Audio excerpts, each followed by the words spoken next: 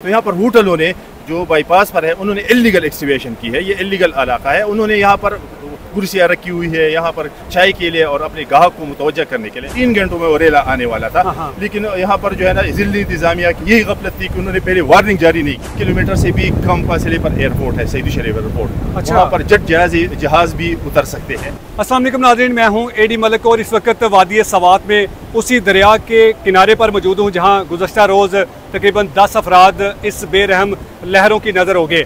यहाँ ये हादसा किस तरह से पेश आया, मुकामी जर्नलिस्ट हमारे साथ मौजूद हैं। यकीनन इनके पास वो हकायक होंगे जो शायद अभी तक हम आपको नहीं दिखा सके। हमारे साथ सवात प्रेस क्लब के चेयरमैन नियाज अहमद खान साहब मौजूद हैं। इनसे हम सारा इस वाक़े की हकीकत जानते हैं कि किस तरह से ये हादसा हुआ और इन मरने वाले अफराद को क्यों ना बचाया गया। सर, आपका बहुत शुक्रिया, आपने कीमती टाइम दिया। यकीनन आपके पास इस हादसे की वो तमाम तर हकीकत होंगी जो शायद अभी तक लोगों तक नहीं पहुंच सकी। तो बताइएगा कि ये हादसा सुबह कितने बजे पेश आया और इसमें जो नेग्लिजेंसी है, जो कोताही है, वो किसकी है? आपका शुक्रिया, आप इतनी दूर से आए हैं। स्वात आपको पता है एक सयाहती इलाका है और जहाँ हम खड़े हैं ये दरियाई स्वात है। कल यहाँ पर जो है ना पानी जहाँ आप खड़े हैं यहाँ पानी बह रहा था, यहाँ तक पानी आ गया था। अब पानी कम हो गया है। तो ये लोग जब आ जाते हैं, खासकर सयाह, ये तो स्वात के ठंडे मौसम के लिए, खुशगवार मौसम के लिए और इन ठंडे पानी के लिए आते हैं। तो यहाँ पर होटलों ने जो बाईपास पर है उन्होंने इलीगल एक्सकवेशन की है। ये इलीगल इलाका है। उन्होंने यहाँ पर कुर्सियाँ रखी हुई है यहाँ पर चाय के लिए और अपने ग्राहक को मुतवज्जा करने के लिए। तो ये जब लोग आए वहाँ से सियालकोट से, एक बदकिस्मत खानदान में उसको हुआ, वो गर्मी से तंग आकर खुशगवार मौसम के लिए आए थे। तो सुबह सवेरे वो यहाँ से इस वक्त पानी बहुत कम था, यहाँ पर पैदल जाकर दरमियान में उन्होंने कहाँ पर गए थे वो जरा हमारे कैमरे को दिखाई। दरमियान में गए थे, यहाँ पर पानी बहुत कम था। ठीक है। और अगर इससे 2 दिन कबल मेरे पास फुटेज है, मैं आपको दे दूंगा, वो बहुत कम है पानी, उसमें पैदल भी लोग जा सकते हैं। ठीक है। उन्होंने चाय वगैरह खाली होगा ना दरिया, तो इसलिए वो पैदल चला गया। तो फिर अचानक एक रेला आया। अचानक तो नहीं आया क्योंकि रात को जो है ना कालाम बहरैन में बारिश हुई थी। यहाँ से 60-70 किलोमीटर दूर इलाका है और 3 घंटों में वो रेला आने वाला था। लेकिन यहाँ पर जो है ना जिला इंतजामिया की यही गफलत थी कि उन्होंने पहले वार्निंग जारी नहीं की थी। पहले इस तरह होता था, जब बारिश होती थी और सैलाब आता था तो मस्जिदों में ऐलानात होते थे, यहाँ पर होटलों को कहा जाता था कि आप जो है ना दरिया के किनारे न जाए, दरिया में न रहे, वहाँ पर अपने कीमती सामान उठाए।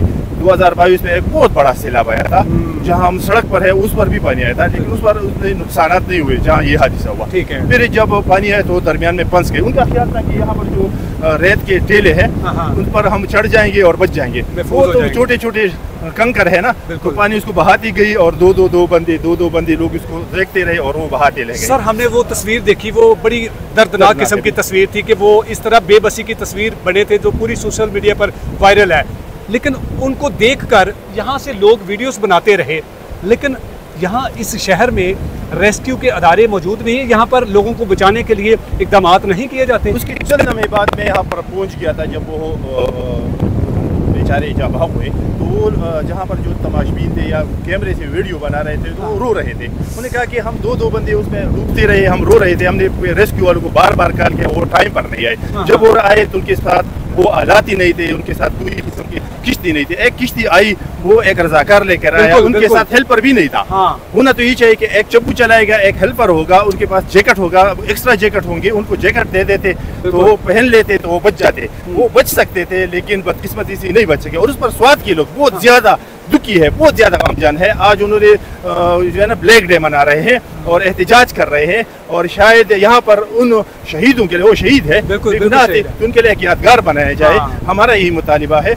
लेकिन आइंदा के लिए इस तरह के सानिहात से बचने के लिए मौसर इकदाम होने चाहिए। यहाँ पर जो है ना मैं आपको यहाँ पर जो होटल है ना, करोड़ रुपए के उन्होंने इन्वेस्ट किए हैं, बिल्कुल ऐसे होटल वालों ने करोड़ रुपए कमा रहे हैं।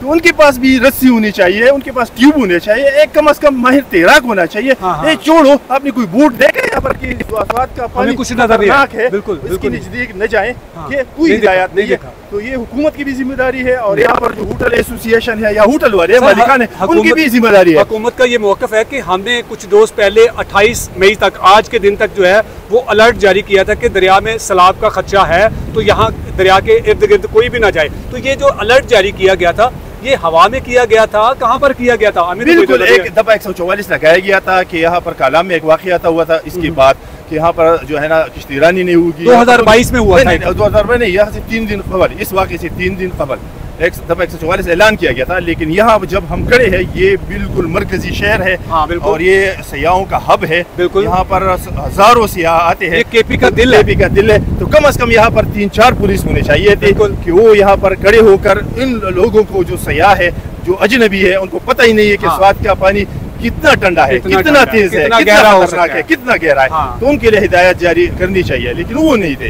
इस वजह से ये वाकया हुआ। अभी हमने चीफ सेक्रेटरी साहब का भी मौकफ लिया, तो उनका ये कहना है कि हमने असिस्टेंट कमिश्नर, एसी और पता नहीं क्या क्या जो डिपार्टमेंट के जो अफसरान हैं उनको सस्पेंड कर दिया। क्या आप समझते हैं कि इतना बड़ा हादसा और ये चंद लोग बलि के बकरे बनाकर इनको जो सस्पेंड के ऑर्डर जारी कर दिए गए हैं, ये आप नहीं समझते कि इस हादसे से नजर हटाने के लिए ऑर्डर जारी किए गए हैं? सस्पेंड करना इसका कोई हल ही नहीं है। ये बंदे दूसरी जगह जाकर अपनी नौकरी करेंगे, फिर वही हुकूमत से तनख्वाह लेंगे, अवाम के टैक्सों से ली गई पैसों से तनख्वाह लेंगे, मराहत लेंगे, गाड़ियों में जाएंगे। बिल्कुल। यहाँ पर जो है ना, उसके लिए इकदाम उठाने चाहिए कि आइंदा ऐसे हादसा न हो।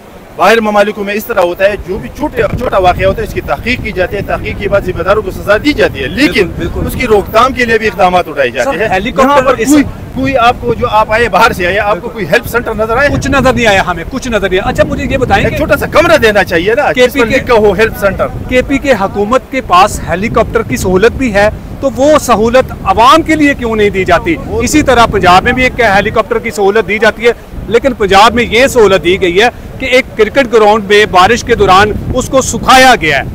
यहाँ पर ये सहूलत क्यों नहीं प्रोवाइड की? किस्मत तो ये है ना कि एक जलसे के लिए चंद किलोमीटर पर आपको हेलीकॉप्टर मुयसर है, सियासतदानों को मुयसर है, अशराफिया को मुयसर है, लेकिन इन बेचारे पाकिस्तानी अवाम को खासकर स्वात में इन लोगों को ये सहूलत बिल्कुल नहीं है। यहाँ पर आपको पता है 1 किलोमीटर से भी कम फासले पर एयरपोर्ट है, सईद शरीफ एयरपोर्ट। अच्छा। वहाँ पर जेट जहाज भी उतर सकते हैं, PIA भी उतरता था। लेकिन चीफ सेक्रेटरी साहब कह रहे हैं कि आधा घंटा लगना था यहाँ तक आके। हाउस है साथ ही, जहाँ पर ये वजीर आजम या जो वजीर आला है या जो मिनिस्टर है, जो भी है, अब यहाँ पर जो बड़े बड़े ऑफिसर है, वो हेलीकॉप्टर के जरिए वहाँ उतरते हैं, अवाम के साथ घुल मिलते हैं, जलसे के लिए आते हैं, इफ्तिताओं के लिए आते हैं।